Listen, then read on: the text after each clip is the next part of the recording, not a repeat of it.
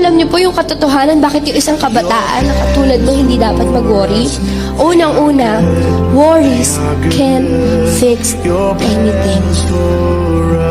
Hindi maaayos yung worries na meron ka. Yung sitwasyon mo, kung sa palagay mo maaayos yan, kaka-worry mo, pues hindi po maaayos yan. Kinaka-worry mo ba yung future mo? Kinaka-worry mo ba yung trabaho mo? Kinaka-worry mo ba yung family mo? Yung sinasabi mo, Lord, worries cannot fix anything. Hindi maaayos yung pag-aalala mo itong bagay na to. Hindi makakatulong sa'yo. Darating at darating ka sa sitwasyon.